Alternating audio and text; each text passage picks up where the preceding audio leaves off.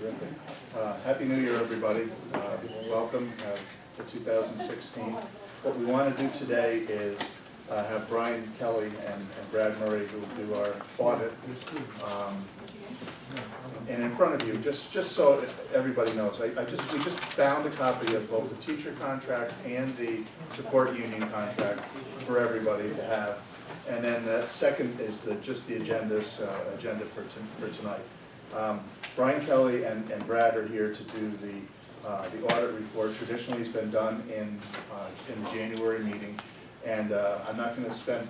I think everybody has an idea. I mean, we had a presentation back in the end of October where we had just gotten the numbers, and traditionally we do the audit report to the board in the work session in January. So what I'd like to do right now is turn it over to Brian and Brad to do their presentation. And you guys might want to take my seat here, and I'll be right next to you. Okay, that'd be great. That'd be great. Thank you. Everybody should have a copy of the balanced financial in front of them. As Joe just indicated, this is your audit financials for the fiscal year ended June 30th, 2015. If you go to the back, page 60, is basically why you hired us as your independent auditors, is to give opinions on your financial statements. Both of the opinions, as you can see, there's an opinion on the financial statements and there's an opinion on the federal awards who are unqualified. What that means, unqualified, means that they were clean. That's the highest opinion we can give as your independent auditors. So from our testing results, interviews, analytical procedures, there was no material problems with your financials as of June 30th, 2015. So that's why they're unqualified. On page 61, as part of the audit, we also test the federal awards programs. What program we test rotates from year to year, and as I just indicated, that was unqualified. It was the school lunch program, I believe, right? The child nutrition cluster was tested. So that was tested, and there's certain compliance areas and procedures we go through to make sure that's in compliance with the federal award schedule and federal work programs, excuse me. And that was in compliance. It's an unqualified opinion. And you're a low-risk auditee, which means over the years we're auditing your entity, your school district. We found no material problems or no weaknesses that would make that a high-risk auditee. So as far as the overall audit financials, they're unqualified opinions, clean opinions. Pages 6 through 15, rows prepared. It's the management discussion and the analysis. And what that does is Rose highlights any operating results, increases, decreases in the actual results, revenues, expenditures, budget to actual from year to year. And Rose and her staff does a great job going through indicating why the district, as far as revenues or expenditures, are up or down, surplus, or things like that. And Rose can answer any questions that you may have. On pages 16 through 17, these financial statements, there's basically two sets of financial statements in one document. 16 and 17 gives you a full accrual picture as of June 30, 2015. Full accrual means all your assets and all your liabilities as of June 30th, 2015. One of the biggest asset now this year is your pension liability, which is towards the bottom of the page. You'll see net pension liability of $50 million. And Brad, maybe you can talk on that a little bit. That's a new standard that had to be implemented this year, where the district must record its pension liability. As in previous years, you just paid it as the years go from year to year, and this year that's on your financial statement. Yeah, in the past, what you saw related to your pension was just the disclosure of a little bit about what your contribution rate was, your expenses for the current year, and the 2 prior years. That was all that was required if you participate in a cost-sharing multi-employer plan, which is what PSERS is. Effective with the 6/30/15 year, you were required to adopt GASB statement number 68, which requires you to take your proportionate share of the overall pension liability and report that on your financial statements. There's a couple ancillary items that get recorded along with that due to some timing differences.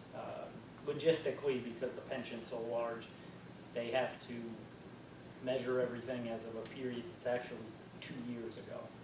So there are certain items that happen in between the measurement and when it's actually reported. So there are some, that's why you'll see some of the numbers in the footnote related to the pension don't necessarily match what's in the front, because there are 5 or 6 different numbers that go into that. But I think as we said when we were here last year, that liability is roughly 3 times what your annual payroll is. So as Brian said, it's $50 million. At the beginning of the year, if you look on page 17, there's a restatement almost at the bottom of the page for $49.45 million, which brought you to a restated beginning net position of almost a $38 million deficit.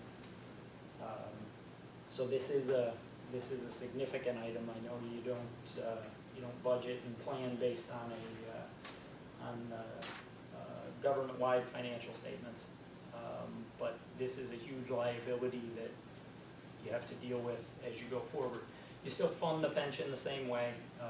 None of the laws change, none of the requirements for how you fund it change, but this gives you an idea of what, if you were comparing yourself to a for-profit entity. These are all of your long-term liabilities.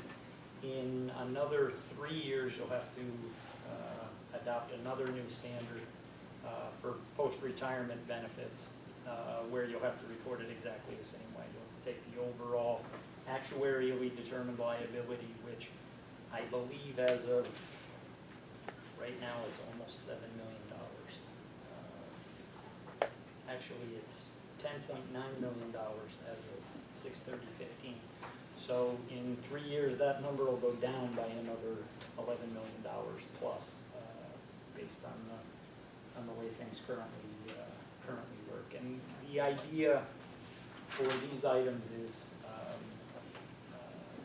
to show long-term focus, which is important for bond rating agencies, things like that. We haven't necessarily heard whether they're going to view this as a bad thing. Everybody's in the same boat. Everybody reported a liability that was 3 times their payroll here. So every school district intermediate unit that we're auditing has a deficit similar to what's being reported here. So again, no real idea what sort of impact it's going to have. I think they're still trying to sort that part out themselves, whether it's if everybody's on the same field. In theory, it shouldn't have much of an effect. But it does show you that these are things that for-profit entities had to do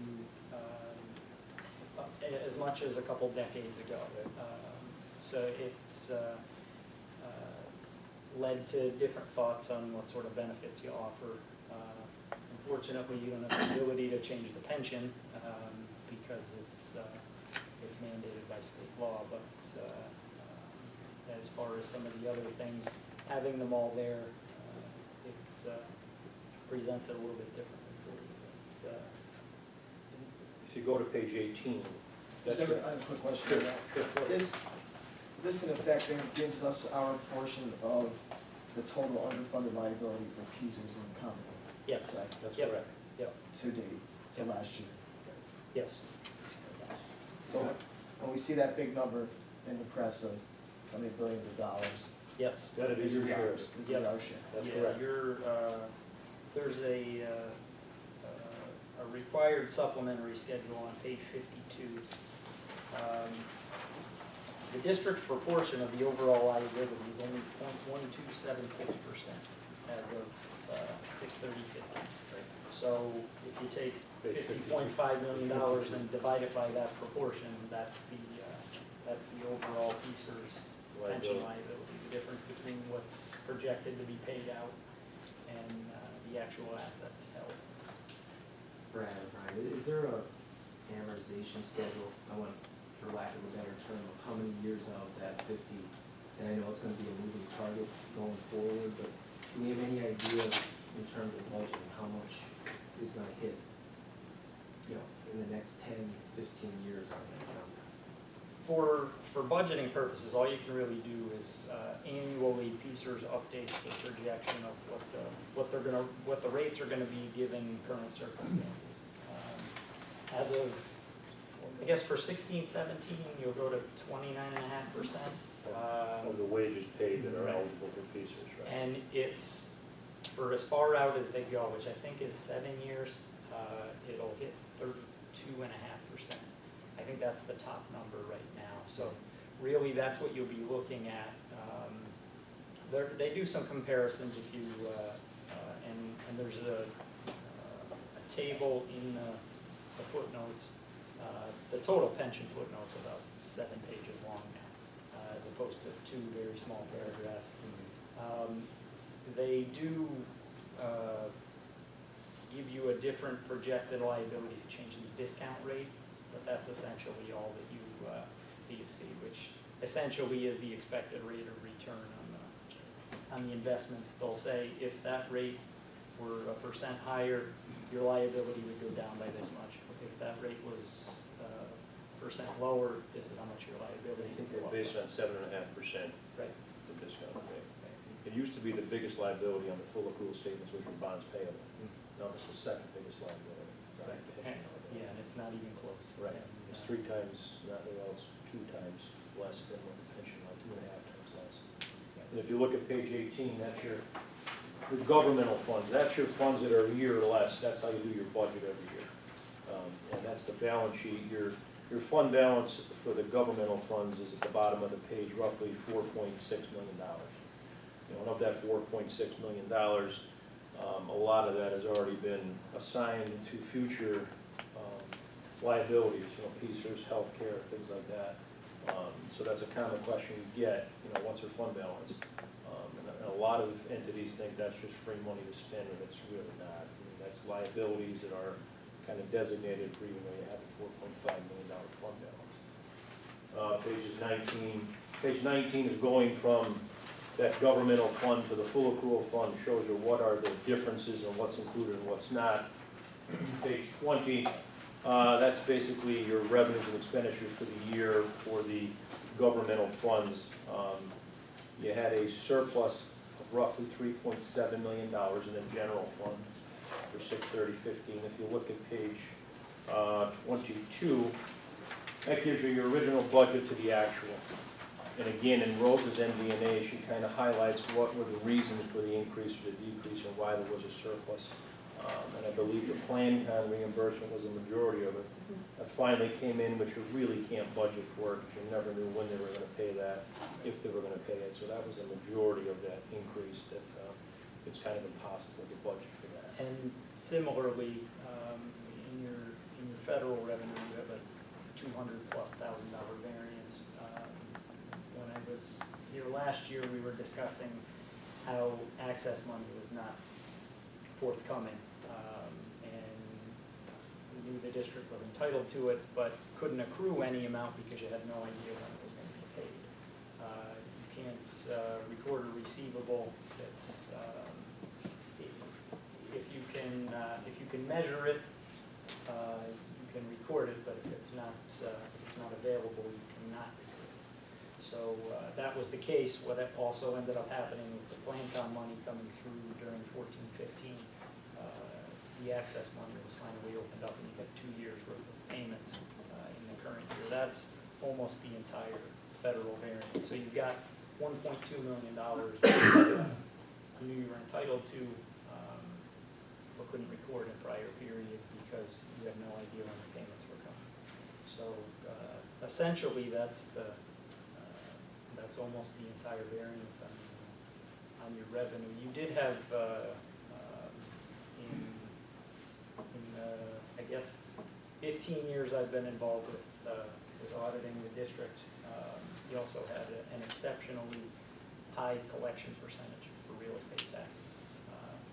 That tends to ebb and flow, so a really good year is typically followed by a little bit of a fall off, because when current taxes are strong, the next 3 years delinquent taxes can't be, because one leads into the other. So as as luck would have it, 14-15, you had an exceptional year. And as I said, as good as I've been in any of the years I've been involved in the audit of the district, so. They're all good things, we're not saying Yes. they're bad things. Yes. Just so we know, so they're very good things that happen. And then on the expenditure side, you do have a $2.6 million favorable variance there, which is a result of some of your staffing changes, retirements,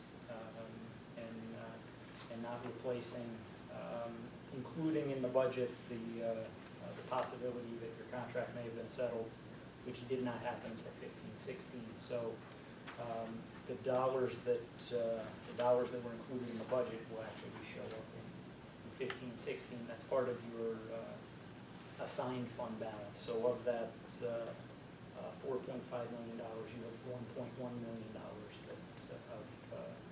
of salaries and retirement contributions, Social Security on those items in 15-16. And then, as with all of the districts that participate in the healthcare consortium for in the intermediate unit, there was no increase this into 14-15, which I believe had not happened at any point that I could recall. Prior to that, they held the line with some districts getting out of the consortium. And then at the end of the year, the members voted to refund 50%, Rose, of the reserve. So you, on top of having better than expected expenditures, got back about $160,000 shortly after the end of the year. So again, a lot of good things. Certainly after we saw fund balance slide over maybe the last 4 or 5 year period related to some of the reimbursements and some challenges in other areas. 14-15, fortunately, you had a lot of things fall in your favor, and you're able to build up fund balance a little bit. But as we were talking with the pension numbers, looking at what your PSERS contributions are going to need to be coming forward. If you don't have fund balance, which you're still, in total, you're still only about 12% overall. That goes away very fast. Pages 23 to 25. Does anyone have any questions so far? Any other questions? 23 to 25 is your food service operations. Page 23, your net position or net fund balance is $270,000. Page 24 indicates you had a surplus of about $212,000 in the food service operations, and the food service fund owes the general fund about $498,000 because of the salaries and wages benefits that haven't been fronted by the general fund that the food service owes. Page 27 is the notes to the financial statements, which basically gives a little bit more detail on bonds payable. Bonds payable, we always went over, because that was the largest liability. Brad already went over the pension. Page 38, 39 are the summary of your bonds payable. As of June 30, 2015, you owed a total of $20 million that will be paid in full in the year 2022. But I believe you had a subsequent bond issuance that we funded 2 issues, correct, Rose, in August? Yes, we do. And your interest rates are favorable for bonds. Page 38 shows a buy bond, what the rates are from 2.8% to a high of 3.6%. So generally, that's what the largest liability is. The pension footnote, if anybody wants to read that tonight and go to sleep real quick, we can start on page 40, and that'll go to page 44, I believe, right? 45. It details what Brad just basically spoke about. And then the rest of the document, again, just kind of summarizes more detail on the liabilities that exist as of June 30, 2015. Any other questions? Did you comment on page 60, each year it comes up, and I forget the reason why, it says significant deficiencies, and it says yes, it says glitch. That's been there, correct. Right, That's so a it's always been significant deficiency because per the auditing standards, the district does not have anybody internally that can prepare the financial statements. That comment's been there since that has changed, that standard, which basically means that it's not really cost effective to go hire somebody to bring them in just to be able to prepare the district's financial statements on an annual basis, which is a common comment in the majority of the districts that we audit. So it's not really cost effective to go hire someone just to come in to be able to prepare the financial statements. Because the business manager not only does that part of the job, but day-to-day operation, budgeting, and things like that. So that's a common comment that's been there year. Just got a question on the cafeteria fund or the proprietary, the cash being as high as it is, the way I understand the cafeteria fund, cash is basically $0. It should be netted out at the end of the year. Is there any reason why we still have such a high cash balance in that fund at the end of the year, why that doesn't get? Essentially, what's happened there, several years ago, the cafeteria as a whole wasn't performing as well as it is now, and they stopped reimbursing the general fund for benefits. They were reimbursing salaries and some other costs, but essentially they stopped reimbursing benefits. That continued through, I think as things started to improve, that could have started, which I believe now in 15, Yeah, we 16. settled that in 15, 16. That's settled out.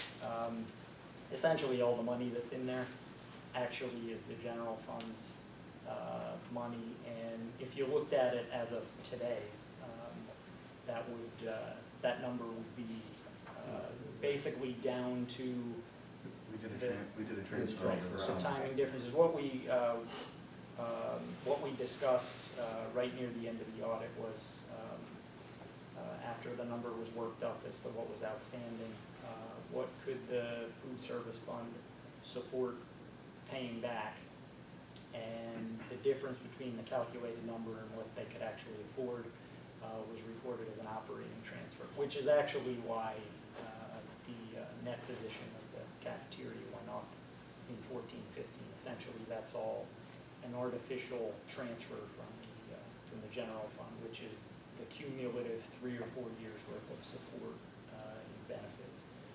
It appears based on current prices, current subsidy levels, things like that, that it is self-sustaining now based on where things are and current staffing levels and things like that. So going forward, what you'll see is a much smaller cash balance, a minimal balance owed back to the general fund, and it'll be, you would probably be right around that $200,000 number in net position going forward. Any other questions? One other question, and this is not related to these numbers, but with the budget and us getting paid, do you guys know, I've heard, are we gonna get our money with interest? Oh, that's a great question. You know, Now, if I they should can- accrue interest. Hold your breath. They really should, but I highly doubt it. Yeah. I think they're expediting the payments. They should be Yeah, coming We in got ours it. We're every gonna talk We're about gonna that talk tonight. about It has that some Okay. information. in a So, little bit. I didn't know if you heard. I highly doubt it, but